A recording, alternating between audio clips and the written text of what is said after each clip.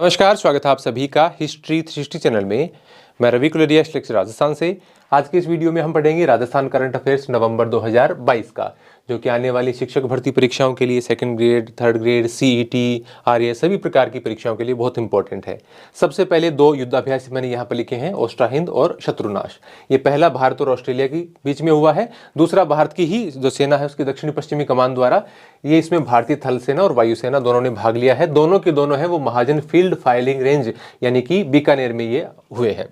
तो पहला ओस्ट्रा हिंद, ये भारत और ऑस्ट्रेलिया के बीच में, नाम से ही आपको ये तो स्पष्ट हो गया है। कब हुआ है? 28 नवंबर से 11 दिसंबर के बीच आयोजित हुआ है। दूसरा शत्रुनाश, जिसको फायर पावर भी कहा गया है, भारतीय सेना की दक्षिणी पश्चिमी कमान द्वारा महाजन फील्ड फायरिंग रेंज में 21 नवंबर को यह युद्धाभ्यास किया गया। इसमें भारत की जल सेना और वायुसेना और थल सेना ने भाग लिया। तो ये दोनों ही इंपॉर्टेंट है। जैसा कि हम देखते हैं, जब भी राजस्थान के अंदर कोई युद्धाभ्यास होता है तो आने वाली परीक्षाओं में उससे संबंधित प्रश्न आपको जरूर देखने को मिलता है। बाल गोपाल व निःशुल्क यूनिफॉर्म वितरण योजना, ये बहुत इंपॉर्टेंट योजनाएं हैं। लेटेस्ट अभी लागू हुई है 29 नवंबर को। और ये जो दोनों योजनाएं हैं वो एक बार चूरू में नहीं लागू हुई। चूरू में शायद अभी ये 14 दिसंबर के आसपास यानी कल लागू होने की संभावना है, क्योंकि वहां पर उपचुनाव हो रहा था, उसके कारण जो लगी हुई थी आचार संहिता, उसके कारण नहीं हुआ। तो 29 नवंबर को बाल गोपाल और निःशुल्क यूनिफॉर्म वितरण योजना लागू की गई।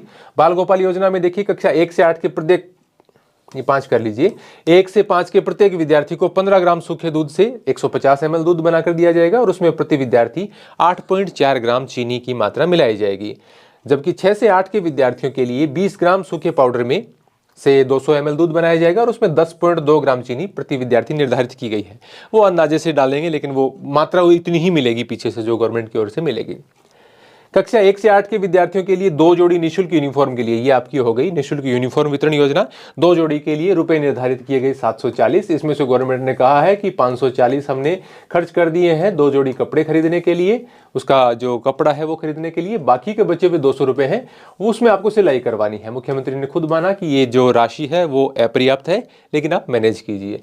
तो ये 540 और 200 रुपए का प्रावधान है। टोटल की यदि हम बात करें तो 500.10 करोड़ की लागत से ये 67.58 लाख विद्यार्थियों के लिए ड्रेस वितरण का काम किया जाएगा। तो लगभग 68 लाख विद्यार्थी और लगभग 500 करोड़ की रकम है ये। आगे बढ़ते हैं। अब ये इसमें देखिए, पूर्वी क्षेत्र नहर परियोजना, इसका जब भी आपको विवरण आए आप जरूर देख लिया कीजिए। ये ईआरसीपी का बार बार चर्चा में रहता है और अभी इसके लिए 8 कार्यालय और पदों का सृजन कर दिया गया है। तो ये कहा जा रहा है कि ये एक कदम आगे बढ़ाया गया है और ये काफी महत्वपूर्ण माना जा रहा है। इंपॉर्टेंट है ये। कितने कार्यालयों का सृजन किया गया है? 8 कार्यालयों का सृजन किया गया है और उसके लिए 115 नवीन पद बनाए गए हैं। तो ये 8 कार्यालय और उसमें 115 नवीन पद इस योजना के लिए मुख्यमंत्री ने इसकी स्वीकृति दी है। बालिका दूरस्थ शिक्षा योजना, दूरस्थ नाम से ही आपको पता चल रहा है, डिस्टेंस लर्निंग की बात है, तो वीएमओयू कोटा ही है अपने डिस्टेंस लर्निंग के लिए। तो इसमें शिक्षा ग्रहण करने वाली राजस्थान की छात्राओं को छात्रवृत्ति दी जाएगी। इसकी घोषणा अभी अपने 2022-23 के बजट में की गई थी।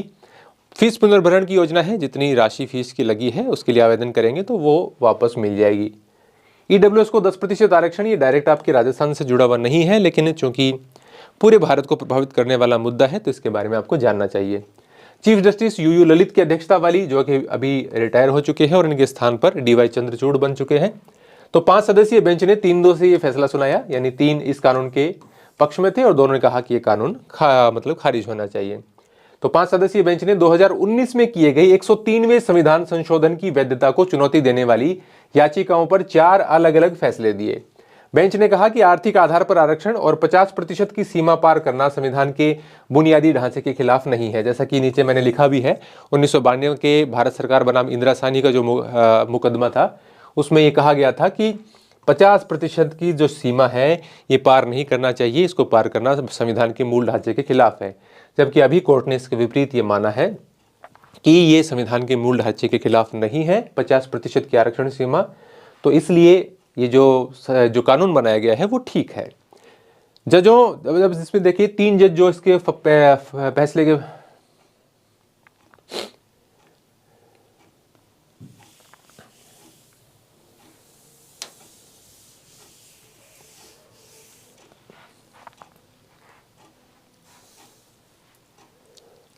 इसके बाद में है ईडब्ल्यूएस को 10% आरक्षण। हालांकि डायरेक्ट आपके राजस्थान जीके का प्रश्न नहीं है करंट अफेयर्स का, लेकिन आपको जानना चाहिए क्योंकि पूरे भारत से संबंधित है। तो ईडब्ल्यूएस को 10% आरक्षण देने के लिए जो 103वां संविधान संशोधन किया गया था 2019 के अंदर, उसको कोर्ट में चुनौती दी गई थी और इन याचिकाओं का निस्तारण करते हुए कोर्ट ने ये कहा है, 3-2 से फैसला दिया है। 5 जजों की ये बेंच थी, उसने कहा है कि ये कानून ठीक है। और जो 50% की सीमा, जिसको संविधान के मूल ढांचे के खिलाफ माना जा रहा था कि 50% से ज़्यादा आरक्षण देना संविधान के मूल ढांचे के खिलाफ है, जो 1992 में इंदिरा साहनी बनाम भारत सरकार का जो मुकदमा था, उसमें कहा गया था कि सरकारें ये 50% की सीमा को नहीं लाएंगे। लेकिन यहाँ पर सरकार ने कहा है, सुप्रीम कोर्ट ने कहा है कि ये जो मूल ढांचे के खिलाफ नहीं है, यदि आरक्षण है वो 50% की सीमा के पार जाता है। तो 3-2 से फैसला दिया। इसमें 3 जजों जस्टिस दिनेश माहेश्वरी, जस्टिस बेला एम त्रिवेदी और जस्टिस JB पारदीवाला ने इसके पक्ष में, यानी कानून को बनाए रखने के पक्ष में यहाँ पर अपनी बात रखी, जबकि जस्टिस रविंद्र भट्ट और चीफ जस्टिस UU ललित ने इसे खारिज किया। तो 3-2 से ये कानून के पक्ष में गया है। इस प्रकार फैसला 3-2 से कानून के पक्ष में रहा। तो ये EWS से संबंधित बात थी। और ख़ासतौर से जो आपके SST वगैरह के विद्यार्थी हैं, उनके लिए तो इस प्रकार की चीज़ों से अपडेट रहना ही चाहिए उनको। फिर उसके बाद में है ई-रुपए। तो ये RBI की डिजिटल मुद्रा है। जैसे डिजिटल मुद्रा में आप बिटकॉइन और ये जो डोजीकॉइन, इस प्रकार से आप देखते हैं। तो ई-रुपए 1 दिसंबर को पायलट प्रोजेक्ट के रूप में रिजर्व बैंक ऑफ इंडिया ने इसको शुरू किया है। निवेशकों को भाए गुजरात और राजस्थान, यानी यहाँ पर काफ़ी ज़्यादा निवेश हुआ है। 2021-22 में देशी विदेशी निवेशकों ने राजस्थान में 2.37 लाख करोड़ रुपए का निवेश किया, जो कि पिछले साल के मुकाबले 535% अधिक है। इसके अलावा आप गुजरात का देखेंगे तो फिर तीसरे नंबर पर आपको महाराष्ट्र भी मिलेगा। सबसे ज़्यादा गुजरात में हुआ है, यहाँ पर मैं आपको दिखा देता हूँ ऊपर। तो 2.37 लाख करोड़ रुपए के साथ राजस्थान में इतना निवेश हुआ है और ये पिछले साल के मुकाबले 535% अधिक है। जबकि आप गुजरात में देखेंगे तो सबसे ज़्यादा निवेश हुआ है, 3.98 लाख करोड़ रुपए का निवेश गुजरात में हुआ है। तीसरे नंबर पर यहाँ पर महाराष्ट्र है। Rajiv Gandhi fintech digital institute RFI, तो ये बहुत इंपॉर्टेंट है। इस साल भी होने वाले एग्जाम्स में पूछा भी जा चुका है, आगे भी पूछा जाएगा। ये अभी तो इसका क्या है, शिलान्यास हुआ है। विश्व स्तरीय यूनिवर्सिटी व IT फिनिशिंग स्कूल का शिलान्यास मुख्यमंत्री अशोक गहलोत ने 13 नवंबर को किया। 57 एकड़ में बनने जा रहे इस इंस्टीट्यूट के लिए 672.45 करोड़ रुपए का बजट आवंटित किया गया है और इसके तहत किस प्रकार के कॉलेज खोले जाएंगे, यहाँ तक कि पूरा आप डिटेल पढ़ेंगे तो कौन कौन से कोर्सेज संचालित किए जाएंगे, और भी बहुत सारी बातें हैं। लेकिन हमें कहीं ना कहीं लिमिट सेट करनी पड़ती है कि हम यहाँ तक पढ़ सकते हैं, नहीं तो फिर वो अंतहीन आपका मैटर हो जाता है और उसको रिवाइज नहीं कर पाते हम। तो ये भी एक बार देख लेना, school of financial information system, school of financial technology instruments and market, school of financial systems and analytics, school of fintech innovation and entrepreneurship. तो इसके अलावा जयपुर, जोधपुर और कोटा में 600 करोड़ की लागत से Rajiv Gandhi knowledge service and innovation hub भी बनाए जा रहे हैं, ये इससे अलग है। तो ये आप Rajiv Gandhi fintech digital institute 13 नवंबर को इसका शिलान्यास किया है। 672.45 करोड़ रुपए इसके लिए बजट आवंटित किया गया है।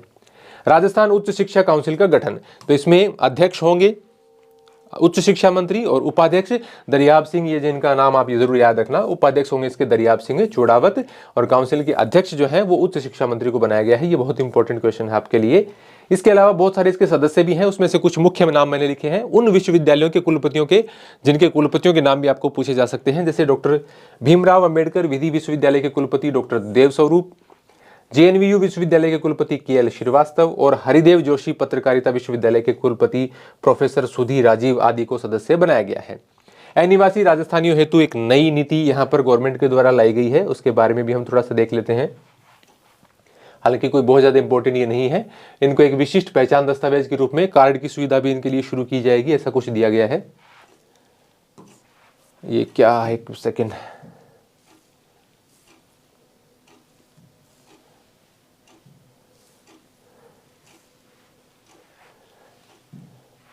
ओह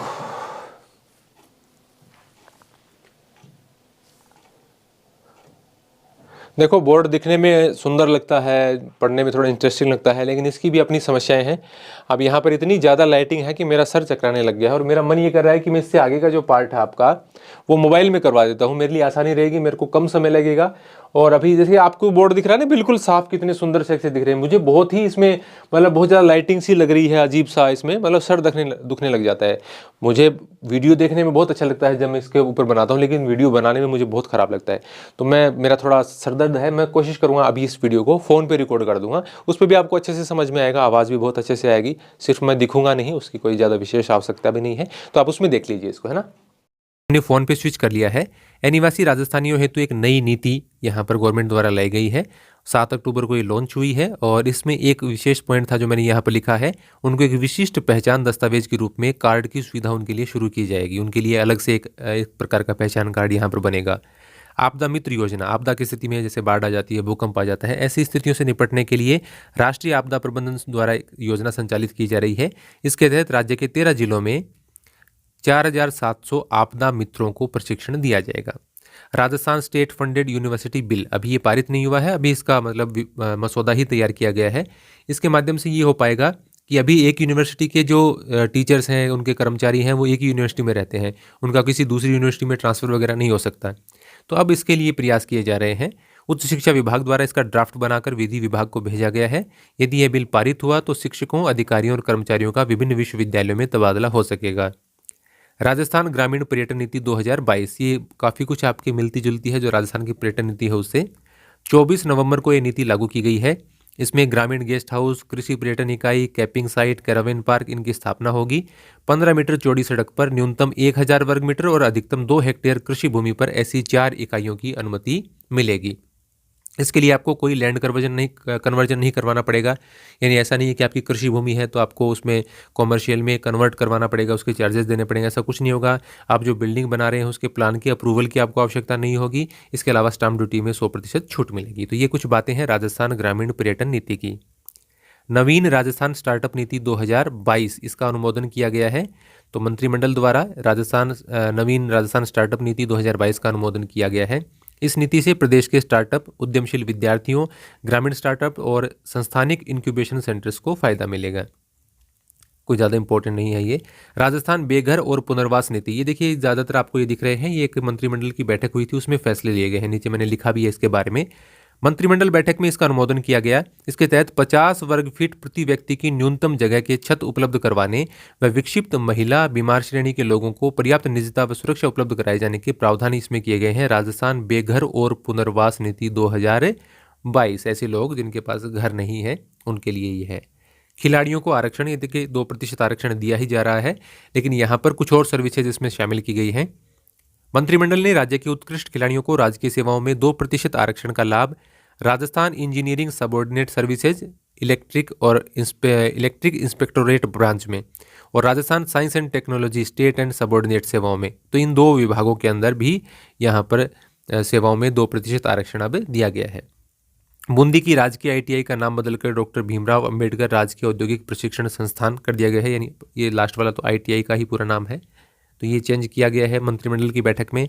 मिनी फूड पार्क एक बीकानेर में स्थापित करने के लिए लगभग 57 ही है, ये 57.01 बीघा भूमि आवंटित की गई है। ये उपरोक्त जो 5 फैसले हैं ये 9 नवंबर को कैबिनेट बैठक में लिए गए। जो 2 तो मैंने आपको नीतियां बताई, और ये आरक्षण वाला, बूंदी IITI का नाम चेंज वाला, और मिनी फूड पार्क के लिए जमीन वाला। राज्यपाल ने बिल वापस लौटा। ये 3 प्राइवेट यूनिवर्सिटीज़ के थे, सौरभ यूनिवर्सिटी, ड्यून्स यूनिवर्सिटी और व्यास विद्यापीठ। तो इसके लिए राज्यपाल कलराज मिश्र ने ये पुनर्विचार के लिए वापस लौटा दिए हैं।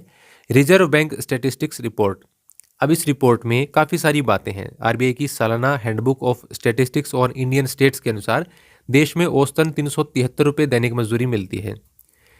और राजस्थान की बात करें तो 384 रुपये, सबसे ज़्यादा केरल में मिलती है। हालांकि राजस्थान के एग्जाम के लिए ये तो इतनी ज़्यादा इंपॉर्टेंट नहीं है, लेकिन राजस्थान की मजदूरी आप याद रखें, 384 रुपये दैनिक मजदूरी, जबकि देश की है 373, 11 रुपये ज़्यादा हो गई है।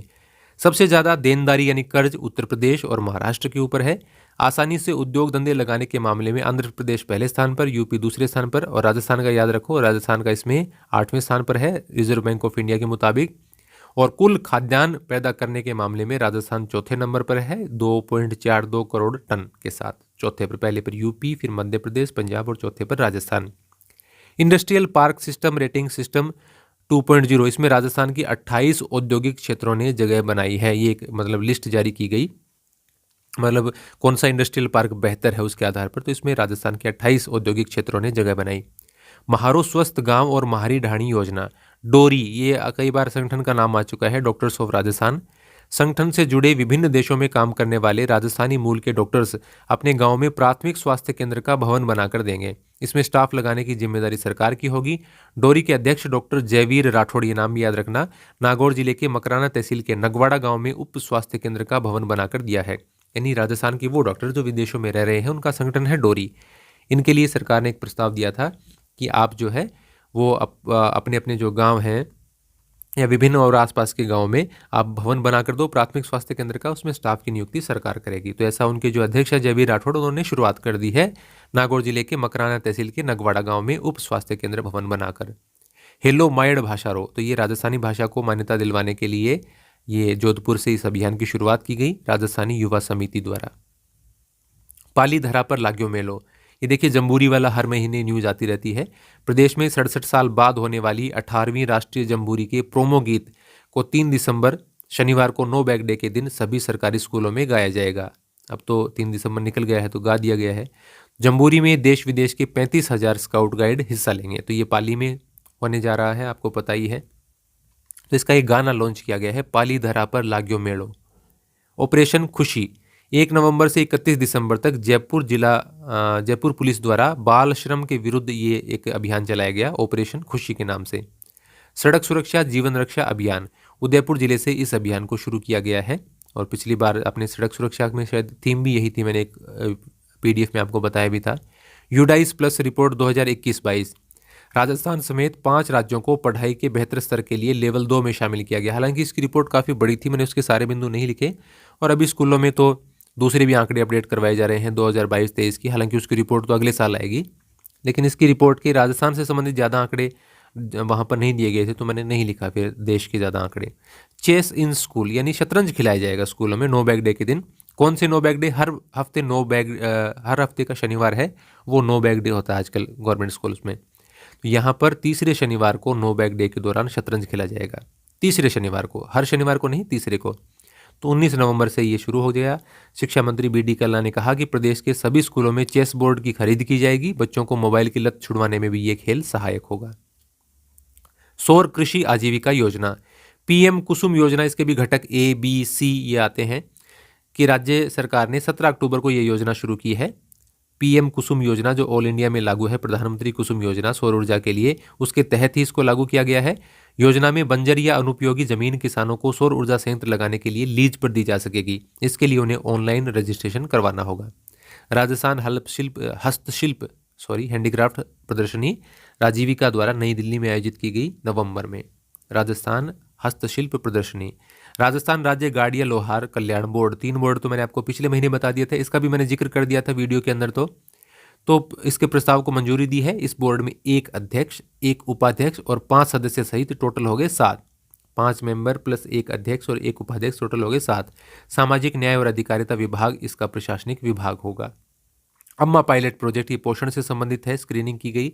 राजस्थान में बच्चों को कुपोषण से निजात दिलाने के लिए इस कार्यक्रम से सामने आया है कि प्रदेश में 6 माह से 5 साल तक के बच्चों को की 2.5% यानी 2.5% आबादी कुपोषित है। 62,700 बच्चे मध्यम कुपोषित व 3,170 अति गंभीर कुपोषित हैं। प्रोजेक्ट के तहत 1 साल तक 20 जिलों के 20 लाख बच्चों की पोषण स्क्रीनिंग की गई है। हालांकि इतने सारे डेटा याद रखने तो बहुत ही मुश्किल काम हो जाता है, लेकिन ये कुपोषण के लिए आप ये याद रखना, अम्मा pilot project. Coffee with character, ये डूंगरपुर जिला प्रशासन व महिला अधिकारिता विभाग द्वारा डूंगरपुर में बेटी बचाओ बेटी पढ़ाओ योजना के तहत इसका आयोजन किया गया है।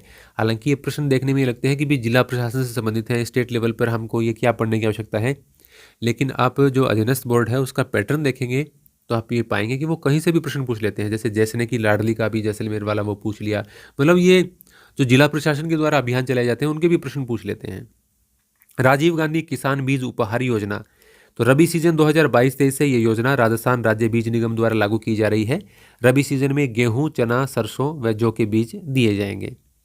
RKSMBK, राजस्थान के शिक्षा में बढ़ते कदम, उसका पहला आकलन योगात्मक आकलन हो चुका है। अभी 17 से दूसरा 17 दिसंबर से दूसरा योगात्मक आकलन उनका होने वाला है। तो राजस्थान के शिक्षा में बढ़ते कदम ऐप के जरिए कक्षा 3 से 8 के विद्यार्थियों का ये विषय याद रख लो। देखो मुझे लग रहा है इसका कोई ना कोई प्रश्न जरूर पूछेगा कि ये जो RKSMB है, राजस्थान के शिक्षा में बढ़ते कदम, इसका पूरा ही नाम है ये। तो अंग्रेजी, हिंदी और गणित 3 विषयों के पेपर हो रहे हैं। तो आपको ऑप्शन में ऐसा दिया जाता है कि जा सकता है कि ऐसे इसमें से किसका पेपर नहीं लिया जा रहा RKSMB के, तो चौथा कोई और दे देंगे, वो गलत हो जाएगा। तो दक्षता आधारित प्रथम आकलन में 1.35 करोड़ उत्तर पत्रक ऐप पर अपलोड किए गए थे। मैंने पिछले महीने में आपको बताया था कि आर्टिफिशियल इंटेलिजेंस का प्रयोग करते हुए इनको जांचा गया है, यानी उनकी फोटो लो, उनकी PDF बनाओ, ऐप के ऊपर अपलोड करो। तो 1.35 करोड़ जो बच्चों की उत्तर पुस्तिकाएं थी वो उसके ऊपर अपलोड की गई, वो ऑटोमेटिकली वहां पर आर्टिफिशियल इंटेलिजेंस से चेक हुई। ये एक प्रकार का वर्ल्ड रिकॉर्ड बताया जा रहा है। शिक्षक अभिभावक दक्षता बैठक, प्रदेश के सभी सरकारी विद्यालयों में यह बैठक 3 दिसंबर को आयोजित की गई। इस बैठक में ये जो RKSMB के वाला योगात्मक आकलन है, ब्रिज कोर्स है, इसकी मूल्यांकन रिपोर्ट दी गई और इसे PTM को यानी पेरेंट टीचर्स मीटिंग की शाला दर्पण पर ट्रैकिंग की गई, यानी बताया गया कि कितने अभिभावक शामिल हुए, सारे डेटा उसमें उसी दिन अपडेट किए गए। Safety against violation and exploitation of children, save नामक ये एक अभियान है, नवाचार है ये एक। तो नवंबर 2022 को राजस्थान के सामाजिक न्याय और अधिकारिता मंत्री टीकाराम जूली ने अपने विभाग व यूनिसेफ राजस्थान के संयुक्त तत्वाधान में राज्य के अलवर जिले से पायलट प्रोजेक्ट के तौर पर इसको शुरू किया है। तो सेव का शुरुआत हुई है अलवर से।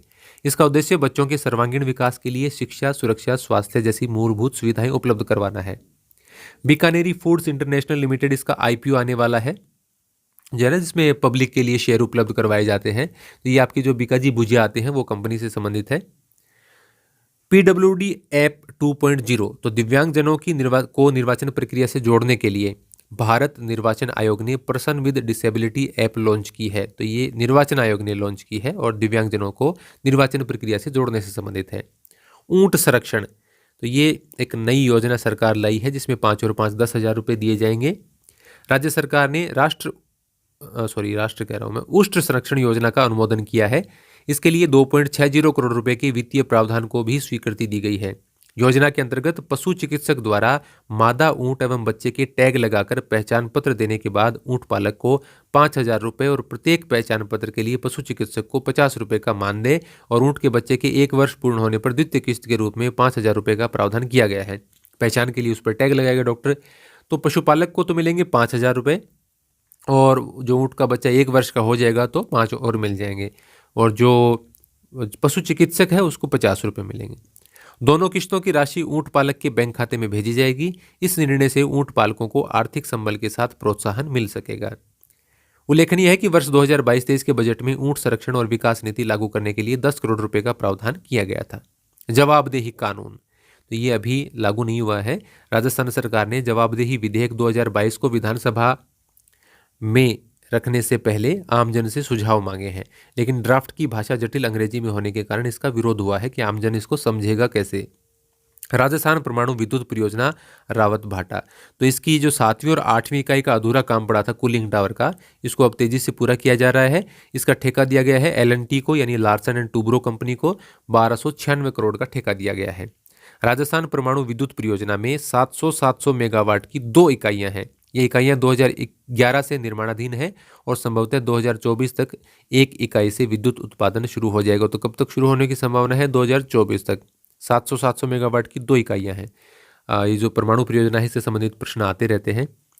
डॉक्टर भीमराव अंबेडकर पुस्तकालय, ये राजस्थान विश्वविद्यालय में इसका मुख्यमंत्री ने उद्घाटन किया था। राजस्थान विश्वविद्यालय में लगभग 12 करोड़ रुपए की लागत से तैयार नवनिर्मित बाबा साहेब डॉक्टर भीमराव अंबेडकर पुस्तकालय भवन और 23.32 लाख रुपए की लागत से बने तीरंदाजी खेल मैदान का लोकार्पण मुख्यमंत्री अशोक गहलोत ने 16 नवंबर को किया है। तो ये चर्चा में भी रहा था उनके जो अध्यक्ष के बयान के बाद में। डॉक्टर भीमराव अंबेडकर विधि विश्वविद्यालय, तो इसके लिए देखिए इसका भवन बनाया जा रहा है 387 करोड़ रुपए की लागत से, दहमी कला अजमेर रोड जयपुर। यहाँ बन रहे विधि विश्वविद्यालय का शिलान्यास मुख्यमंत्री अशोक गहलोत ने किया। इससे पहले हमने वो भी देखा था कि जो पत्रकारिता विश्वविद्यालय है उसके लिए भी जमीन दी गई थी, उसका भी शिलान्यास कार्यक्रम हुआ था। डॉक्टर भीमराव अंबेडकर उत्सव धाम योजना, इसके तहत राजस्थान के 568 गाँव में 25-25 लाख रुपए की लागत से सामुदायिक भवनों का निर्माण किया जा रहा है। इसमें राजस्थान का देश भर में दूसरा स्थान है संख्या के मामले में। राज्य में सर्वाधिक 103 गांव श्रीगंगानगर जिले के चयनित किए गए हैं, यानी 568 गांवों में से 103 गांव श्रीगंगानगर जिले के चयनित किए गए हैं। और आप ये भी जानते हैं कि इसमें जो अनुसूचित समुदाय है उसका बाहुल्य भी है अनुसूचित जाति का। प्रथम महामस्तकाभिषेक महोत्सव जैन धर्म से संबंधित था और करौली के श्री महावीर जी में भगवान महावीर का जन्म कल्याणक महोत्सव मनाया गया। ये 21वीं सदी का पहला महामस्तकाभिषेक महोत्सव था। महामस्तकाभिषेक कार्यक्रम 24 नवंबर से 4 दिसंबर तक चला। इस दौरान आप देखते हैं कि काफ़ी सारे नेता भी वहाँ पर गए थे। डाक विभाग की ओर से इस कार्यक्रम के दौरान एक स्पेशल लिफाफा इस आयोजन के उपलक्ष्य में और एक स्थायी चित्रात्मक मोहर जारी की गई जिसका मूल्य 50 रुपये था। 18 नर्सिंग कॉलेजों का वर्चुअल शिलान्यास मुख्यमंत्री अशोक गहलोत ने किया पाली में एक समारोह में। 18 नर्सिंग कॉलेजों का। इसके अलावा चित्तौड़गढ़ के इंदिरा गांधी स्टेडियम में इंदिरा गांधी और राजीव गांधी की आदमकद प्रतिमाओं का भी अनावरण किया। तो इंदिरा गांधी और राजीव गांधी की आदमकद यानी आदमी के कद के बराबर की इतनी ऊंची प्रतिमाएं कहाँ पर लगाई गई हैं? चित्तौड़गढ़ के ये इंदिरा गांधी स्टेडियम के अंदर यहाँ पर ये दिया गया। इंपॉर्टेंट बात है, इसी के नीचे मैंने लिख दिया था, एक ही टाइप की न्यूज़ थी, एक ही जगह की।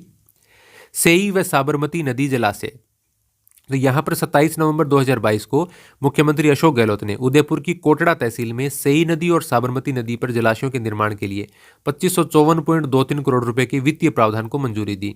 मुख्यमंत्री के इस निर्णय से पाली और सिरोही जिलों में पेयजल आपूर्ति सुनिश्चित हो सकेगी।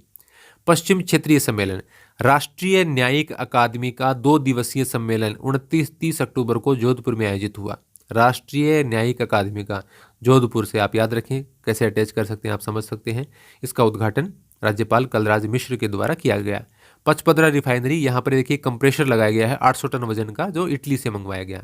800 टन वजन का एक कंप्रेशर। वरिष्ठ नागरिक तीर्थ यात्रा योजना, अब देखिए इसका रोज का काम हो गया है। वैसे देखिए अच्छी योजना है, लोग जा रहे हैं, लेकिन विद्यार्थियों को बहुत समस्या होती है याद करने में। अब देखिए इसकी तीसरी ट्रेन का, अब इतनी बढ़ा चढ़ाकर इसको अखबार वगैरह में लिखा गया, तीसरी ट्रेन, तो मुझे लगा कहीं पूछ न लेंगे। 1 नवंबर 2022 को तीसरी ट्रेन भगत की कोठी जोधपुर से रामेश्वरम के लिए रवाना की गई है। तो इसका मैंने पूरा विवरण आपको वैसे दे दिया था। सर्विक्स कैंसर निःशुल्क वैक्सीन, ये जो सर्वाइकल का कैंसर होता है गर्भाशय में, उसके लिए एक वैक्सीन लगाई जाएगी किशोरियों को।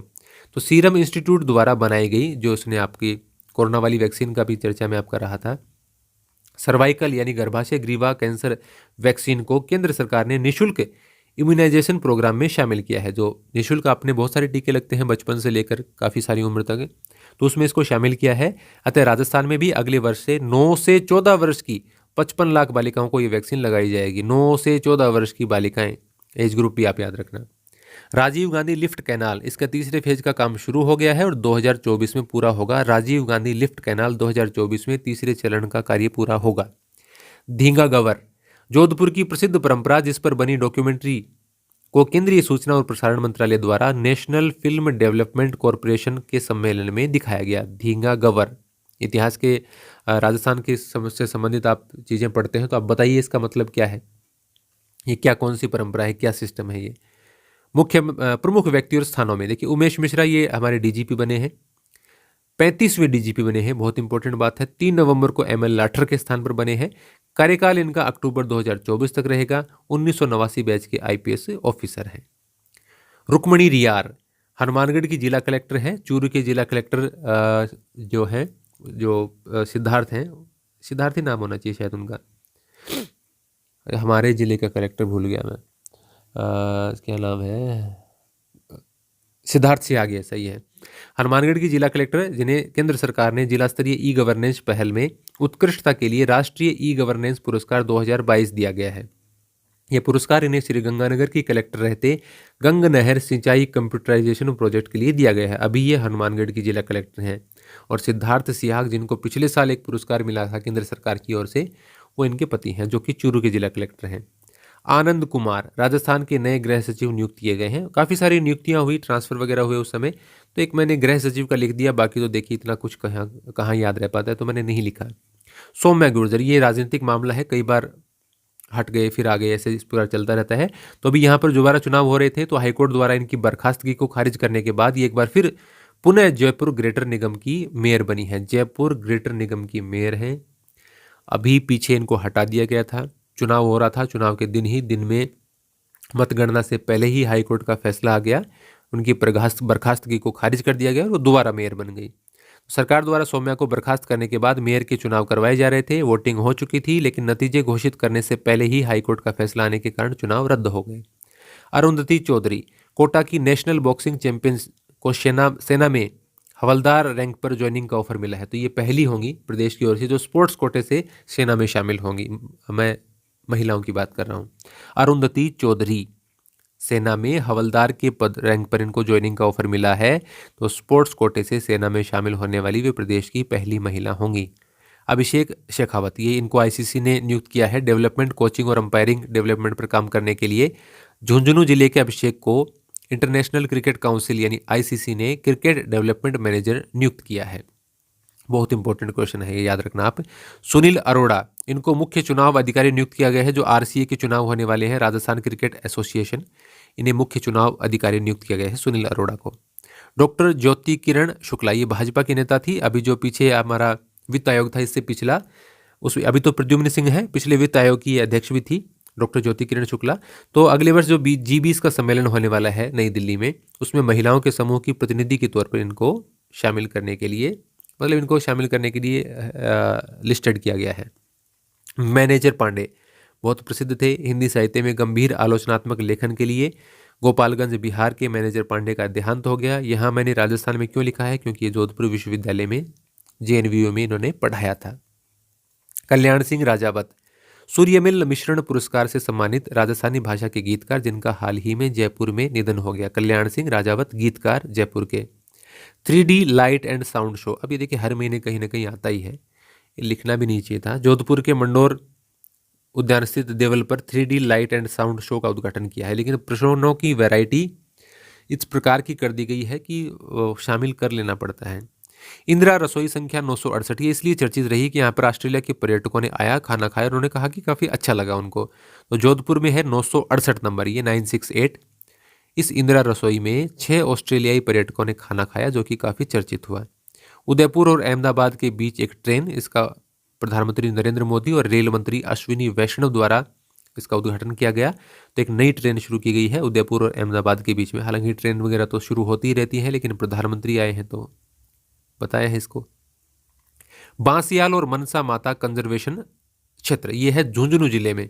यहाँ पर लेपर्ड सफारी शुरू की जाएगी, ये एक इंपॉर्टेंट बात है। बांसियाल और मनसा माता कंजर्वेशन क्षेत्र झुंझुनू। पशु पक्षियों के लिए 12 में देखिए सबसे बड़ा अस्पताल बन रहा है राज्य का, 300 बेड का, भामाशाहों के सहयोग से बन रहा है, ये गवर्नमेंट की नहीं है स्कीम। तो पशु पक्षियों के लिए सबसे बड़ा अस्पताल 12 में बन रहा है, जो कि 300 बेड का होगा। प्रदेश का पहला pump hydro project Rawatbhata Chittorgarh के सुखपुरा गांव में, प्रदेश के पहले पंप हाइड्रो प्रोजेक्ट के तहत 2560 मेगावाट का संयंत्र यहां पर लगेगा बिजली पैदा करने के लिए। राणा प्रताप सागर बांध, चित्तौड़गढ़ के इस बांध पर पेयजल प्रोजेक्ट के लिए पहली बार तैरता हुआ पंप लगाया जा रहा है, यानी ये दिशा वगैरह अपनी चेंज करता रहेगा उसके ऊपर। तो चित्तौड़गढ़ में राणा प्रताप सागर बांध पर प्रदेश का ये पहला तैरता हुआ पंप लगाया जा रहा है। माही बांध, प्रदेश के किसी बांध पर पहली बार सोलर एनर्जी सिंचाई सिस्टम लगाया गया है, इसकी लागत 52 करोड़ रुपए है। तो प्रदेश के किस बांध पर सबसे पहले सोलर एनर्जी सिंचाई सिस्टम लगाया गया है, तो आप लिखेंगे माही बांध। पहला डिजिटल म्यूजियम, ये राजस्थान विधानसभा में 14 नवंबर से बाल दिवस के मौके पर खोला गया है डिजिटल म्यूजियम। 1 माह तक यहाँ स्कूल के बच्चों को फ्री एंट्री दी जाएगी। इसके बाद म्यूजियम आमजन के लिए भी खुल जाएगा। इसमें मंगलवार और बुधवार को छुट्टी रहेगी, बाकी दिनों में आप जा सकते हैं। चौथी राष्ट्रीय लोक अदालत, इसका शुभारंभ जयपुर में किया गया है जस्टिस बीरेंद्र सिंह द्वारा। उच्च न्यायालय पीठ, जैसे कि राजस्थान उच्च न्यायालय की पीठ जयपुर में ही है, तो इसका शुभारंभ वहां पर चौथी राष्ट्रीय लोक अदालत का शुभारंभ किया है जस्टिस बीरेंद्र सिंह ने। राजस्थान डिजी फेस्ट, इसका आयोजन हुआ है राजकीय पॉलिटेक्निक कॉलेज जोधपुर में 11 से 13। अब ये नवंबर है तो नवंबर की बात चल रही है, आगे लिख भी दिया है। इसी दौरान 11 व 12 नवंबर को IT जॉब फेयर भी आयोजित हुआ। समापन समारोह के मुख्य अतिथि मुख्यमंत्री अशोक गहलोत थे। मुख्यमंत्री ने जोधपुर व पाली में I start next incubation centre का लोकार्पण किया। जोधपुर व पाली में इसी अवसर पर राजस्थान डिजी फेस्ट 11 से 13 को राजकीय पॉलिटेक्निक कॉलेज 11 से 13 नवंबर को राजकीय पॉलिटेक्निक कॉलेज जोधपुर में आयोजित हुआ। आगे बढ़ते हैं। मेगा जॉब फेयर, ये देखिए बिड़ला ऑडिटोरियम में मुख्यमंत्री ने भी इसमें भाग लिया। तो ये 14 और 15 नवंबर को कौशल नियोजन और उद्यमिता विभाग द्वारा आयोजित प्रदेश के सबसे बड़े मेगा जॉब फेयर के दौरान 14 नवंबर को बिरला ऑडिटोरियम में मुख्यमंत्री अशोक गहलोत ने भाग लिया। बीकानेर में मेगा जॉब फेयर हुआ, ये भी राजकीय पॉलिटेक्निक ग्राउंड है वहाँ पर, 28 और 29 नवंबर को, वहाँ इसमें भी मुख्यमंत्री ने भाग लिया। अब ये काफ़ी ज़्यादा हो गए, इरिटेटिंग सा हो गया ये। राजस्थान इंटरनेशनल एक्सपो, ये अभी हुआ नहीं है लेकिन इंपॉर्टेंट है, ये आयोजित होगा 11 से 13 मार्च 2023 को जोधपुर में, लेकिन इसका प्रश्न अभी से आप ध्यान में रखें, इंपॉर्टेंट रहेगा ये। राजस्थान इंटरनेशनल एक्सपो कहाँ आयोजित किया जाएगा, अभी भी पूछ सकते हैं, ये 11 से 13 मार्च 2023 को जोधपुर में। भारतीय अंतर्राष्ट्रीय व्यापार मेला, इसके 41वें संस्करण का आयोजन नई दिल्ली के प्रगति मैदान में किया गया। इसमें राजस्थान मंडप का उद्घाटन राजीव अरोड़ा द्वारा किया गया। तो ये भारतीय अंतर्राष्ट्रीय व्यापार मेला दिल्ली में आयोजित हुआ है, अलग अलग राज्यों के मंडप यहाँ पर लगे हुए थे। कृषि स्टार्टअप मेले, तो लोकसभा अध्यक्ष ने किसानों की आय बढ़ाने के लिए जनवरी 2023 से इस प्रकार के मेलों का पहल करने की बात कही है और इनकी शुरुआत होगी कोटा से। तो कृषि स्टार्टअप मेलों की शुरुआत राजस्थान के किस जिले से होगी, तो आप कहेंगे कोटा से। यूनेस्को कालबेलिया संगीत और नृत्य विश्व कप, ये 5 और 6 नवंबर को जोधपुर में आयोजित हुआ। इस प्रकार यूनेस्को के सहयोग से राजस्थान संगीत महोत्सव का आयोजन भी हुआ, वो जैसलमेर में। एक तो देखिए यूनेस्को के सहयोग से हुआ है कालबेलिया संगीत व नृत्य विश्व कप, ये तो हुआ है जोधपुर में 5-6 नवंबर को, और एक रेगिस्तान संगीत महोत्सव है, इसका आयोजन हुआ है जैसलमेर में, ये भी यूनेस्को के सहयोग से हुआ है। 56 भोग 2022, उद्योग विभाग राजस्थान द्वारा इस फूड फेस्टिवल का आयोजन राजस्थान हाट जल महल में 9 से 12 दिसंबर को किया जाएगा, यानी अभी कर दिया गया है, मैं वीडियो रिकॉर्ड कर रहा हूँ 13 दिसंबर को। तो 56 भोग 2022, अभी पत्रिका में आपने खबर भी पढ़ी होगी कल। ऊर्जा मंत्रियों का 2 दिवसीय सम्मेलन 14-15 अक्टूबर को उदयपुर में आयोजित हुआ। सम्मेलन का उद्घाटन केंद्रीय ऊर्जा मंत्री RK सिंह ने किया। केंद्रीय ऊर्जा मंत्री आपको कह दिए, केंद्रीय वो नवीनीकरण मंत्रालय, वो पूरा नाम है इनका मंत्रालय का, वो इन्हीं के पास है। तो देश भर के ऊर्जा मंत्रियों का 2 दिवसीय सम्मेलन, तो इंपॉर्टेंट बात हो गई है, कहाँ पर आयोजित हुआ है, उदयपुर में 14 और 15 अक्टूबर को। अब ये पिछले महीने शायद छूट गया होगा तो मैंने यहाँ लिख दिया। इंडिया स्टोन मार्ट 10 नवंबर को सीतापुरा जयपुर में मुख्यमंत्री अशोक गहलोत ने उद्घाटन किया। 11 से 13 नवंबर को यहाँ जयपुर आर्किटेक्चर फेस्टिवल का आयोजन रिको के द्वारा किया गया। तो इंडिया स्टोन मार्ट का आयोजन जयपुर में हुआ है 10 नवंबर को, सीतापुरा जयपुर में। जहाँ एक खुसरो, तो ये एक इसमें जो मूमल कथा भी प्रदर्शित की गई। अल्बर्ट हॉल जयपुर में 19 से 20 नवंबर को इसका आयोजन हुआ। इसमें राजस्थान की दंत कथा मूमल को एक स्टेज शो के रूप में प्रस्तुत किया गया। अंग्रेजी साहित्य का अंतर्राष्ट्रीय सेमिनार, ये लोहिया महाविद्यालय चूरू में आयोजित किया गया। काफ़ी सारे लोग यहाँ पर अंग्रेजी विषय से जुड़े हुए इकट्ठे हुए। महारो राजस्थान, जयपुर कला महोत्सव के अंतर्गत 6 नवंबर 2022 को जयपुर के जवाहर कला केंद्र में महारो राजस्थान कला शिविर और प्रदर्शनी का शुभारंभ हुआ। ये देखिए जयपुर कला महोत्सव 5 दिवसीय महोत्सव था ये आपके चला है 5 से 9 नवंबर तक, 5 से 9 नवंबर। इसी के दौरान 6 नवंबर को महारो राजस्थान ये प्रदर्शनी भी यहाँ पर दिखाए का भी शुभारंभ हुआ। तो जयपुर कला महोत्सव भी कब हुआ ये भी आप याद रखना, 5 से 9 नवंबर के बीच में। तो ये जो महारो राजस्थान कार्यक्रम है, इसका आयोजन डेल्फिन, ये क्या था, डेल्फिक था, डेल्फिन तो नहीं था, और डेल्फिक ही था शायद, काउंसिल ऑफ राजस्थान के द्वारा किया गया। बाल पंचायत, इस बाल मेले का आयोजन ग्रामीण विकास व पंचायती राज विभाग और यूनिसेफ के द्वारा इंदिरा गांधी पंचायती राज और ग्रामीण विकास संस्थान द्वारा जयपुर में किया गया। देखिए इसके अलावा कुछ फैक्ट कई बार बच भी जाते हैं, जो कि मैं हो सकता है अगले महीने के किसी 1-2, या ज़्यादातर मैं क्या करता हूँ कि जो टेस्ट लेता हूँ मैं महीने का, उसमें सारे बचे हुए कोई फैक्ट मुझे बाद में भी मिलते हैं, क्योंकि मैं टेस्ट वीडियो वगैरह के कुछ दिन बाद में बनाता हूँ, तो मुझे कुछ और फैक्ट भी यदि यहाँ वहाँ से मिल जाते हैं तो वो भी मैं टेस्ट के अंदर शामिल कर लेता हूँ। और बाद में भी एग्जाम के नज़दीक भी मैं जो एक्स्ट्रा टेस्ट लेता हूँ उसमें भी मैं शामिल कर लेता हूँ। तो आप टेस्ट भी साथ में देंगे तो आपको थोड़ा सा ज़्यादा बेनिफिट होगा। अंतर्राष्ट्रीय पुष्कर मेला, ये 1 से 9 नवंबर को आयोजित हुआ। अंतर्राष्ट्रीय पुष्कर मेला डेट आप याद रखें, 1 से 9 नवंबर। जनजातीय गौरव दिवस, ये 15 नवंबर को मनाया गया, जनजातीय गौरव दिवस। जयपुर का 295वां स्थापना दिवस 18 नवंबर को मनाया गया, बहुत इंपॉर्टेंट, अभी पीछे ही आपने देखा था जोधपुर का पूछ लिया था एग्जाम में। तो जयपुर का 295वां स्थापना दिवस। बूंदी महोत्सव कार्तिक माह में मनाया जाता है, तो नवंबर में मना लिया गया। मत्स्य उत्सव 24 से 27 नवंबर, मत्स्य नाम से आपको पता है कि अलवर में आयोजित किया गया 24 से 27 नवंबर को। वागड़ महोत्सव डूंगरपुर में, तो ये 4 से 6 नवंबर को हुआ है। डेट बहुत मुश्किल है याद रखनी, लेकिन थोड़ा थोड़ा पढ़ा हुआ हो तो क्या पता क्लिक कर जाए। राजस्थान ब्रज भाषा अकादमी, इसका 38वां स्थापना दिवस समारोह 28 नवंबर को जवाहर कला केंद्र में आयोजित किया गया। राजस्थान ब्रज भाषा अकादमी जयपुर का 38वां स्थापना दिवस समारोह। राज्य स्तरीय ट्रांसजेंडर उत्सव, इसका अलवर में आयोजन हुआ। मुख्य अतिथि रहे सामाजिक न्याय और अधिकारिता मंत्री टीकाराम जूली। 30 नवंबर को अलवर में राज्य स्तरीय ट्रांसजेंडर उत्सव। रानपुर कोटा बहुत इंपॉर्टेंट है, ये मैंने इसमें क्यों नहीं लगाया, हाईलाइट नहीं करना भूल गया मैं। यहाँ 110 हेक्टेयर में नया शहर बसाया जाएगा। केंद्र सरकार की योजना है। इस प्रकार के 8 शहर विकसित करने के लिए केंद्र सरकार ने 8,000 करोड़ रुपए का बजट स्वीकृत किया है, यानी एक के लिए 1,000 करोड़ रुपए, बाकी जो है वो राज्य सरकार वहन करेगी। 3-4 हजार करोड़ रुपए इसकी लागत मानी जा रही है। चंडीगढ़ शहर के मॉडल के आधार पर 3 वर्ष में इस शहर का विकास किया जाएगा। तो 110 हेक्टेयर क्षेत्र में ये नया शहर आपको कोटा के पास बसाने की बात कही गई है। मानगढ़ धाम में यहाँ पर मुख्यमंत्री मौजूद रहे, लेकिन कार्यक्रम ये प्रधानमंत्री का था मूल तौर पर। 1 नवंबर 2022 को प्रधानमंत्री नरेंद्र मोदी और मुख्यमंत्री अशोक गहलोत की उपस्थिति में मानगढ़ धाम गौरव गाथा और धूलि वंदन कार्यक्रम का आयोजन हुआ। तो याद रखना, धूलि वंदन कार्यक्रम कहाँ पर आयोजित हुआ, मानगढ़ में। हालांकि इस दौरान राष्ट्रीय स्मारक घोषित होने की चर्चाएं चल रही थी, लेकिन मानगढ़ धाम को राष्ट्रीय स्मारक घोषित नहीं किया गया। लूणकरणसर झील और दियात्रा तालाब बीकानेर, वन विभाग ने इन दोनों स्थानों को वेटलैंड बनाने के रूप में चिन्हित किया है। और वेटलैंड के बाद में देखा, आप जानते हैं कि रामसर साइट का दर्जा मिल जाता है फिर इस प्रकार से। तो लूणकरणसर झील और दियात्रा तालाब बीकानेर, तो वन विभाग इसके लिए प्रयास कर रहा है वेटलैंड के रूप में चिन्हित करने के लिए। शाहपुरा भीलवाड़ा में देखिए 2 पैनोरमा यहाँ पर बनाए जाएंगे। एक तो शाहपुरा भीलवाड़ा में केसरी सिंह बारट का, और एक दौलतपुरा चित्तौड़गढ़ में अमराजी भगत का। ये बहुत इंपॉर्टेंट प्रश्न है। अमराजी भगत का, अनगढ़ बावजी इनको आप कह सकते हैं, इनका पैनोरमा 4 करोड़ की लागत से बनेगा दौलतपुरा चित्तौड़गढ़ में।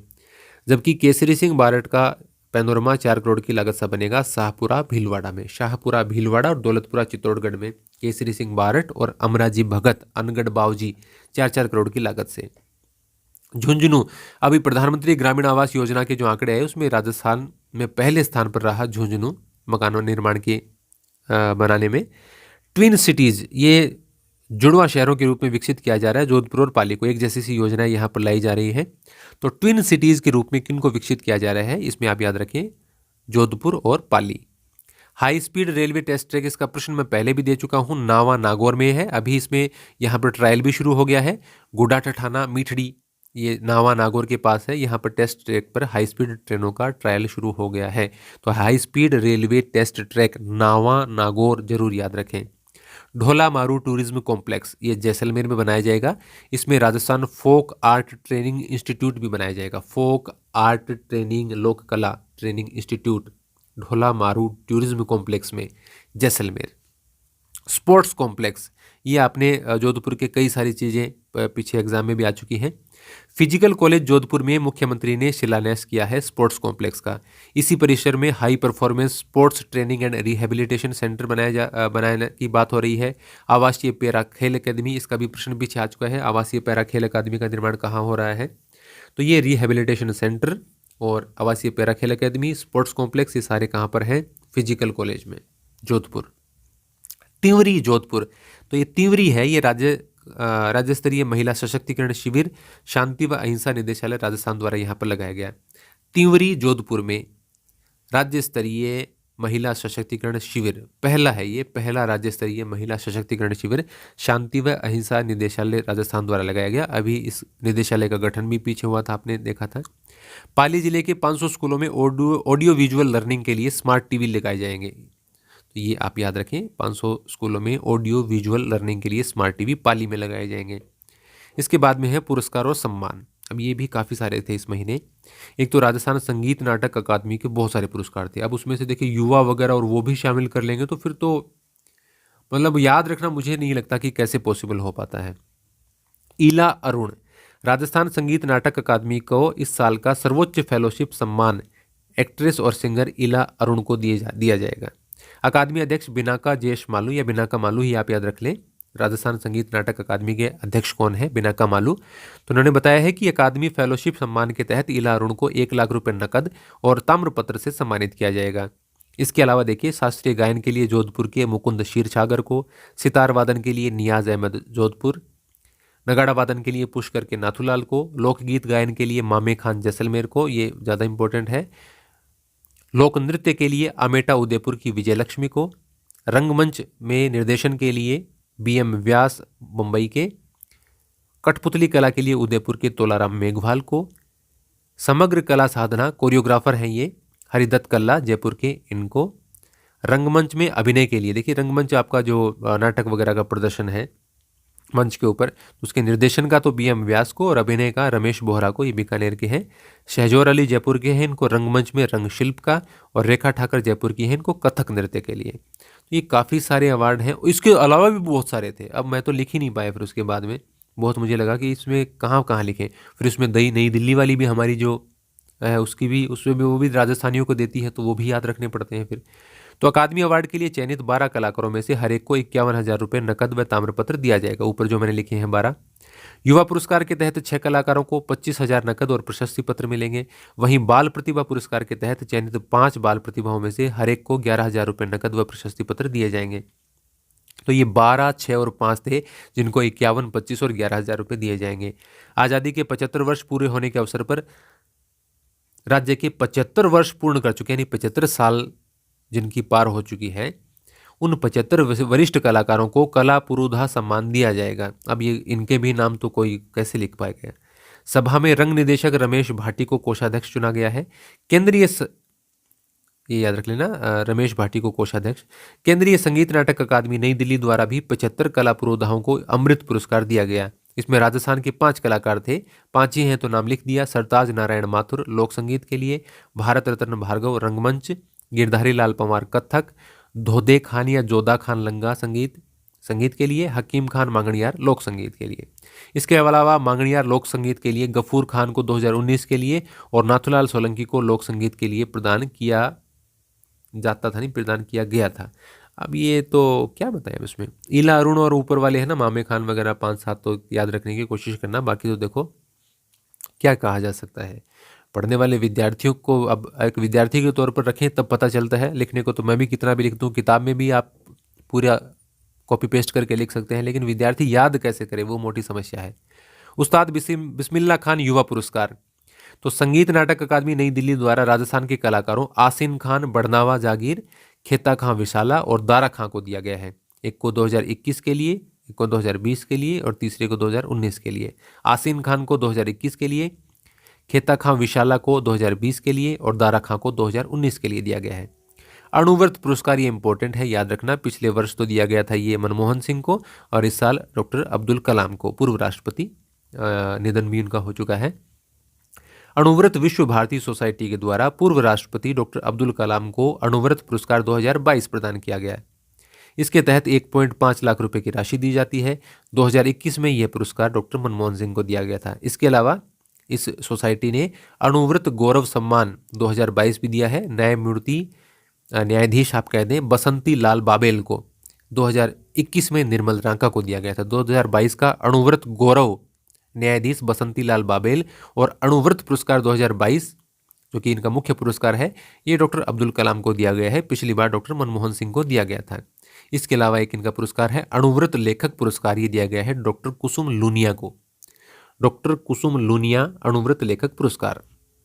शिल्प गुरु राष्ट्रीय पुरस्कार, अब इसमें भी पता नहीं कितने सारे, राजस्थान के 5 हस्तशिल्पी तो सीधे हो गए। इसके अलावा जो उनका राष्ट्रीय पुरस्कार दूसरा, उसको भी काफ़ी सारे और सब जगह नाम भी दे रखे हैं, यहाँ तक कि अखबारों में भी नाम आए, लेकिन याद मुझे नहीं लगता कि वो रखे जा सकते हैं, तो मैंने उनका नहीं लिखा। फिर दिल्ली के विज्ञान भवन में आयोजित समारोह में उपराष्ट्रपति जगदीप धनखड़ और केंद्रीय मंत्री पीयूष गोयल ने शिल्प गुरु राष्ट्रीय पुरस्कार व राष्ट्रीय हस्तशिल्प पुरस्कारों का वितरण किया है। राजस्थान के 5 हस्तशिल्पियों को शिल्प गुरु राष्ट्रीय पुरस्कार और 14 हस्तशिल्पियों को राष्ट्रीय हस्तशिल्प पुरस्कार प्रदान किए गए। तो शिल्प गुरु पुरस्कार आप देखिए 14 वाले तो सबके नाम नहीं याद रखे जा सकते, तो मैंने 2-4 जो इंपॉर्टेंट मुझे लगे वो लिखे, बाकी मैंने छोड़ दिए। तो देखिए शिल्प गुरु तो आप याद रखो थोड़ा सा। विनोद कुमार जांगिड़ को चंदन की लकड़ी पर बेहतरीन कारीगरी के लिए 2017 के लिए दिया गया है। मोहनलाल सोनी को मिनिएचर पेंटिंग के लिए 2017 के लिए दिया गया है। गोपाल प्रसाद शर्मा को शिल्प गुरु राष्ट्रीय पुरस्कार की बात है ये, 2018 के लिए इनको भी मिनिएचर पेंटिंग के लिए दिया गया है। मोहनलाल शर्मा को 2019 के लिए ब्रास वायर से शीशम की लकड़ी पर तारकशी के लिए ब्रास का वायर, शीशम की लकड़ी पर कसने वाली जो कला है, आशाराम मेघवाल को मिनिएचर पेंटिंग के लिए 2019 के लिए दिया गया है। तो 2017 के 2 हैं, 2018 का 1 है और 2019 के 2 हैं। तो ये 5 हो गए शिल्प गुरु पुरस्कार विजेता। राष्ट्रीय हस्तशिल्प पुरस्कार सूची में उस्ता कला वाला इंपॉर्टेंट है, शौकत अली का नाम कई बार आता है, तो 2017 के लिए तो शौकत अली को दिया है। सुनील सोनी थेवा कला के लिए प्रसिद्ध है, इनको 2017 के लिए राष्ट्रीय हस्तशिल्प पुरस्कार दिया गया है। ओम प्रकाश जांगड़ी ये चंदन की लकड़ी पर कारीगरी के लिए प्रसिद्ध हैं, ये चूरू के हैं, 2018 के लिए इनको दिया गया है। धर्मेंद्र सिंह भल्ला कुंदन जड़ाई और मीनाकारी के लिए, कुंदन जड़ाई मीनाकारी 2019 के लिए इनको ये इस कला के लिए पुरस्कार दिया गया है। तो टोटल 14 राजस्थानी हैं, सबका नाम तो नहीं लिखा जाना चाहिए, मेरा तो ये भी लिखने का मन नहीं था। डॉक्टर राजेंद्र प्रसाद अवार्ड, ये इंपॉर्टेंट है, ये राजस्थान यूनिवर्सिटी के पूर्व प्रोफेसर रमेश अरोड़ा को दिया गया है। जो पब्लिक एडमिनिस्ट्रेशन विषय है, लोक प्रशासन विषय, उसमें एकेडमिक एक्सीलेंस के लिए Indian institute of public administration के द्वारा डॉक्टर राजेंद्र प्रसाद अवार्ड दिया गया है प्रोफेसर रमेश अरोड़ा को। पुरस्कार वितरण का कार्य श्री जगदीप धनखड़ माननीय उपराष्ट्रपति भारत ने किया। 29वां गौरीशंकर कमलेश भाषा साहित्य पुरस्कार, ये डॉक्टर गजय सिंह राजपुरोहित को दिया गया है। उनकी आलोचनात्मक कृति राजस्थानी साहित्यरी सोरम, तो ये पाली के हैं डॉक्टर गजय सिंह राजपुरोहित, उनको मिला है 29वां गौरीशंकर कमलेश भाषा साहित्य पुरस्कार सोरम, राजस्थानी साहित्यरी सोरम, ये इस प्रकार से याद रख लेना इस कृति के लिए। जयपुर साहित्य सम्मान उमादे कृति के लिए डॉक्टर फतेह सिंह भाटी को दिया जाएगा। हरिशंकर परसाई व्यंग्यकार सम्मान, ये बीकानेर के आत्माराम भाटी को उनकी पुस्तक पर निंदा समरस कहूँ नाही के लिए नई दिल्ली में दिया गया। तो काफ़ी सारे पुरस्कार हो गए ये वैसे तो। जयपुर साहित्य सम्मान डॉक्टर फतेह सिंह भाटी को, हरिशंकर परसाई व्यंग्यकार सम्मान बीकानेर के आत्माराम भाटी को। ये क्या है कि एक बार देखा हो तो कई बार ऑप्शन इस प्रकार से आ जाते हैं कि याद आ जाता है। बाल कवि सम्मान, राजस्थान बाल साहित्य अकादमी के द्वारा 14 से 20 नवंबर को आयोजित बाल सप्ताह के दौरान 14 बाल कवियों को सम्मानित किया गया। मैंने उनके नाम नहीं लिखे, देखिए मुझे ये लगने लगा कि मैं क्यों लिख रहा हूँ इतना, तो विद्यार्थी को याद तो होगा नहीं, प्रश्न आ भी गया तो क्या फायदा। लोक कवि मोहन मंडेला स्मृति लोक साहित्य सम्मान 2022 साहित्य सृजन कला संगम की ओर से डॉक्टर इकराम राजस्थानी को दिया जाए है।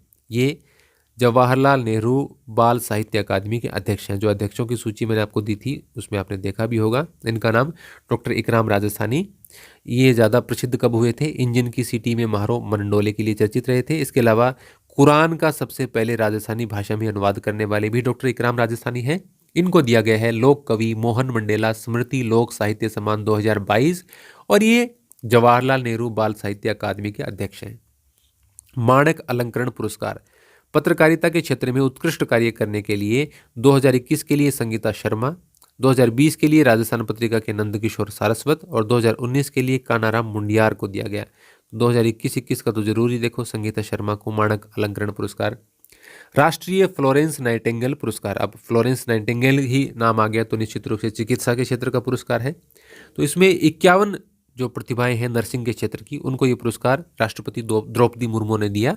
इसमें से राजस्थान की 2 थी, एक तो लाखेरी बूंदी की पुनीता ए शर्मा, ये ब्रिगेडियर है मेडिकल क्षेत्र में सेना के अंदर, और जोधपुर की एएनएम इंदु लक्ष्मी सांकला, इनको राष्ट्रीय फ्लोरेंस नाइटिंगेल पुरस्कार के लिए चुनी गई। जो 51 भारत की महिला थी उनमें से 2 ये राजस्थान की थी, एक लाखेरी बूंदी की पुनीता ए शर्मा, दूसरी जोधपुर की एएनएम इंदु लक्ष्मी सांकला। आगे देखते हैं, काफी सारे अवार्ड थे इस महीने में। राजस्थान के वैभव भंडारी को भी राष्ट्रपति द्वारा दिव्यांगों के लिए काम के लिए दिसंबर में सम्मानित किया जाएगा। यानी दिव्यांगों के लिए उनके जो प्रयास हैं उनके लिए वैभव भंडारी को सम्मानित किया जाएगा। स्कॉच गोल्ड अवार्ड 2022, राजस्थान द्वारा संचालित जन कल्याण पोर्टल PWP को ई गवर्नेंस का स्कॉच गोल्ड अवार्ड, और राजस्थान हाउसिंग बोर्ड को हाउसिंग श्रेणी में लगातार दूसरे साल स्कॉच गोल्ड अवार्ड मिला है। अलग अलग श्रेणियों में है ये, एक तो जन कल्याण पोर्टल को PWP को, और ये जो हाउसिंग की श्रेणी में है उसमें राजस्थान हाउसिंग बोर्ड को, इसको लगातार दूसरे साल मिला है, पिछले साल भी मिला था। 25वें राष्ट्रीय ई गवर्नेंस अवार्ड, ये जम्मू कश्मीर में इनका जम्मू में एक समारोह आयोजित हुआ। तो श्री गंगानगर को गंग कैनाल रेगुलेशन कंप्यूटराइजेशन प्रोजेक्ट के लिए वर्ष 2022 का प्रथम स्वर्ण पुरस्कार प्रदान किया गया। 25वें राष्ट्रीय ई गवर्नेंस अवार्ड जो कि जम्मू में दिए गए, इसमें श्री गंगानगर को दिया गया है। नेशनल टैक्सेशन अवार्ड 2022, इसमें टैक्स इंडिया ऑनलाइन द्वारा 9 श्रेणियों में पुरस्कार दिए गए। इसमें से राजस्थान को 2 श्रेणियों में मिला है पुरस्कार। एक तो जीएसटी और वैट कैटेगरी में, और दूसरा सर्वाधिक सुधारवादी राज्य कैटेगरी में। इसमें राजस्थान को गोल्ड अवार्ड प्रदान करने की घोषणा हुई है। एक तो जीएसटी और VAT category, value added tax, GST का आपको पता ही है, और गोल्ड अवार्ड किस श्रेणी में, एक तो ये होगी और दूसरी है सर्वाधिक सुधारवादी राज्य की श्रेणी में। क्योंकि स्टेट जीएसटी में इस साल राजस्थान में 26% अधिक राजस्व एकत्रित हुआ है पिछले साल की तुलना में। स्वच्छ विद्यालय पुरस्कार में देश भर में जो स्कूल चुने गए उसमें से 2 राजस्थान के थे, उनका नाम आप देख लेना। केंद्रीय शिक्षा मंत्रालय की ओर से वर्ष 2021-22 के लिए देश भर के 39 स्कूलों, इसमें से 21 ग्रामीण है और 18 शहरी हैं, को 2021-22 के स्वच्छ विद्यालय पुरस्कार के लिए चुना गया। इसमें 2 राजस्थान के हैं। एक तो है स्वामी विवेकानंद मॉडल स्कूल, ये है पनवाड़ टोंक के अंदर। दूसरा है राजकीय बालिका उच्च प्राथमिक विद्यालय गंगापुर भीलवाड़ा, गंगापुर भीलवाड़ा का राजकीय उच्च प्राथमिक विद्यालय, और स्वामी विवेकानंद मॉडल स्कूल है ये पनवाड़ टोंक का। तो इनको स्वच्छ विद्यालय पुरस्कार मिला है। गोपाल रत्न पुरस्कार, सूरतगढ़ के किसान हैं हरि सिंह गोदारा, उनको कृत्रिम गर्भाधान कार्य में उत्कृष्ट प्रदर्शन करने के लिए राष्ट्रीय स्तर पर द्वितीय पुरस्कार प्रदान किया गया। इसमें पहले पुरस्कार को, पहले जो सम्मान है उसको 5 लाख मिलते हैं, दूसरे को 3 लाख, तो इनको 3 लाख रुपए मिले हैं। ये गंगमूल डेयरी द्वारा संचालित साहिवाल वंशावली चयन परियोजना अंतर्गत काम कर रहे हैं। निर्मोही नाट्य सम्मान, ये रमेश बोहरा को दिए गए हैं, थिएटर आर्टिस्ट हैं। निर्मोही नाट्य सम्मान रमेश बोहरा को। डिजाइन इनोवेशन नेशनल अवार्ड 28 नवंबर को जयपुर के आर्टिस्ट देवेंद्र भल्ला को खूबसूरत जड़ाई कारीगरी के लिए पहला डिजाइन इनोवेशन नेशनल अवार्ड उपराष्ट्रपति जगदीप धनखड़ ने प्रदान किया। तो इंपॉर्टेंट है, design innovation national award Devendra Bhalla, Jaipur के आर्टिस्ट। आईईडी प्रतियोगिता में राजस्थान को 3रा स्थान प्राप्त हुआ है। यह है राष्ट्रीय सुरक्षा गार्ड मानेसर में आयोजित राष्ट्रीय counter IED improvised explosive device प्रतियोगिता में राजस्थान ने 3रा स्थान प्राप्त किया। तो ये कोई ज़्यादा इंपॉर्टेंट तो नहीं लग रहा। हिंदुस्तान जिंक को बिजनेस एक्सीलेंस अवार्ड भारतीय उद्योग परिसंघ CII के द्वारा भारतीय आयात निर्यात बैंक एक्जिम के द्वारा, इन दोनों के संयुक्त रूप से इन्होंने दिया है। प्लेटिनम श्रेणी में पुरस्कार मिला है हिंदुस्तान जिंक को। दिव्यांगजन, ये भी कोई ज़्यादा मुझे नहीं लगा, फिर भी देख लेना, एक बार पढ़ा हुआ है ना हिंदुस्तान जिंक, आपको मतलब देखते ही याद आ जाएगा, दोबारा पढ़ने की आवश्यकता नहीं होती इस प्रकार के फैक्ट को, इसलिए मैं लिख देता हूँ। दिव्यांगजन सशक्तिकरण के लिए अलवर को पुरस्कार दिया गया है। अंतर्राष्ट्रीय दिव्यांगजन दिवस के अवसर पर 3 दिसंबर को दिव्यांगजन सशक्तिकरण के लिए उत्कृष्ट कार्य करने के कारण अलवर जिले की सर्वश्रेष्ठ जिले का पुरस्कार दिया गया है। अलवर जिले को अलवर जिला प्रशासन द्वारा दिव्यांगजनों के लिए सक्षम अलवर अभियान चलाया गया था। अलवर जिला कलेक्टर जितेंद्र सोनी ये पुरस्कार ग्रहण करेंगे। स्पेशल इम्यूनोथेरेपी कैंसर रोग विशेषज्ञ जयपुर के डॉक्टर ऋषि शर्मा को कैंसर इम्यूनोथेरेपी में विशिष्ट योगदान के लिए लंदन के हाउस ऑफ लॉर्ड्स द्वारा सम्मानित किया गया। 2 सदन है लंदन में, उसमें हाउस ऑफ लॉर्ड्स जो सदन है, हमारे जो राज्यसभा है उसकी तरह ये होता है, उसके द्वारा ये पुरस्कार कैंसर रोग विशेषज्ञ के लिए, स्पेशल इम्यूनोथेरेपी कैंसर रोग विशेषज्ञ डॉक्टर ऋषि शर्मा जयपुर के। प्रोफेसर संजीव शर्मा, ये राष्ट्रीय आयुर्विज्ञान संस्थान जयपुर के कुलपति हैं। इनको गुजरात में श्रेष्ठ शिक्षक का पुरस्कार प्रदान किया गया। एक संगठन है राष्ट्रीय सुश्रुत संगठन, उसके द्वारा। प्रोफेसर संजीव शर्मा श्रेष्ठ शिक्षक। विधि सिंघानिया, ये शिल्पकारों को प्रोत्साहित करने के लिए राज्यपाल ने इनको सम्मानित किया है। कलराज मिश्र ने विधि सिंघानिया को। केसी बोकाडिया ये फिल्म निर्माता है मुंबई में और जयपुर मूल के हैं। इनको दादा साहब फाल्के आइकन अवार्ड से सम्मानित किया गया। दादा साहब फाल्के अवार्ड नहीं है, दादा साहब फाल्के आइकन अवार्ड। केसी बोकाडिया फिल्म निर्माता, जयपुर से मूल के हैं, मुंबई में रहते हैं। यशवी चड्ढा, ये देखिए सीबीएसई के जो अजमेर रीजन है उसमें जो लेखन प्रतियोगिता हुई पिछले दिनों, उसमें टॉप किया यशवी डड्ढा ने, चड्ढा बोल रहा हूँ मैं, डड्ढा, और इनको प्रधानमंत्री नरेंद्र मोदी ने सम्मानित किया। तो अजमेर रीजन सीबीएसई के लिए यशवी डड्ढा। राष्ट्रीय साहस पुरस्कार डॉक्टर कृति भारती को दिया गया है। पुणे की समाज सेविका कीर्तन संजीवनी पुष्पलता रानाडे की स्मृति में ये एक संस्था बनाई हुई है, उनके सम्मान में। एक समाज सेविका थी पुणे की, उनके सम्मान में डॉक्टर कृति भारती को राष्ट्रीय साहस पुरस्कार दिया गया है, डॉक्टर कृति भारती को। इसके अलावा मार्च 2022 में भी इनको एक पुरस्कार मिला था, डॉक्टर कृति भारती को, मैंने कीर्ति लिखा है, शायद कृति नाम है इनका। तो women heroes of national award भी, women heroes of nation award भी इनको मार्च 2022 में दिया गया है। तो 2 बार इनको पुरस्कार मिल गया है। तो राष्ट्रीय साहस पुरस्कार भी, women heroes of nation award भी। नाम याद रख लेना, कृति ही होना चाहिए मेरे हिसाब से, कृति भारती। अब अंतिम चरण में पहुंच गए हम, खेल खिलाड़ी। ओम प्रकाश मिठारवाल और साक्षी कुमारी को अर्जुन पुरस्कार। ओम प्रकाश मिठारवाल 2018 में वर्ल्ड चैंपियनशिप में जिन्होंने गोल्ड जीता था। 30 नवंबर को श्री माधोपुर सीकर के पिस्टल शूटर को अर्जुन अवार्ड से सम्मानित किया गया है। मिठारवाल ने 2018 में वर्ल्ड चैंपियनशिप में गोल्ड और सिल्वर, वर्ल्ड कप में गोल्ड और कॉमनवेल्थ गेम 2018 में 2 ब्रॉन्ज मेडल जीते थे। वे वर्तमान में राजस्थान पुलिस में उप अधीक्षक पद पर कार्यरत हैं। ओम प्रकाश मिठारवाल श्री माधोपुर सीकर अर्जुन अवार्डी। साक्षी कुमारी ये हरियाणा निवासी हैं और राजस्थान पुलिस में प्लाटून कमांडर, और ये कबड्डी खिलाड़ी हैं साक्षी कुमारी, इनको अर्जुन अवार्ड मिला है। तो है तो हरियाणा की, राजस्थान पुलिस में है, इसलिए इनका नाम यहाँ पर लिखा गया है। कबड्डी की प्लेयर है। डेफ ओलंपिक विजेताओं को पुरस्कार। डेफ ओलंपिक पुरस्कार विजेताओं के बारे में मैंने आपको पीछे बता दिया था। इनको राशि कितनी कितनी मिल रही है इसके बारे में अभी घोषणा हुई है। टोटल 7 करोड़ में से 3 और 1 करोड़। जो अभिनव शर्मा और गौरांशी शर्मा ने स्वर्ण पदक जीते उनको तो मिले 3 करोड़ रुपए, और राइफल शूटिंग में कांस्य पदक जीतने वाली वेदिका शर्मा को 1 करोड़ रुपए की राशि दी जाएगी। तो डेफ ओलंपिक 2022 में पदक जीतने वाले 3 खिलाड़ियों को कुल 7 करोड़ रुपए की पुरस्कार राशि दिए जाने के प्रस्ताव का अनुमोदन मुख्यमंत्री ने किया। तो 3 और 1 करोड़। तो स्वर्ण पदक विजेता अभिनव शर्मा और गौरांशी शर्मा, इनको 3 करोड़ रुपए, और कांस्य पदक विजेता वेदिका शर्मा को 1 करोड़ रुपए की राशि दी जाएगी। गवर्नमेंट ने घोषणा करी रखी है कि खिलाड़ियों के प्रोत्साहन के लिए अंतर्राष्ट्रीय स्तर पर स्वर्ण, रजत और कांस्य पदक विजेताओं को क्रमशः 3 करोड़, 2 करोड़ और 1 करोड़ रुपए की राशि दी जाती है। उल्लेखनीय है कि राजस्थान क्रीड़ा सहायता अनुदान नियम 2022 में शिथिलन प्रदान करते हुए तीनों खिलाड़ियों को यह पुरस्कार राशि दी जाएगी।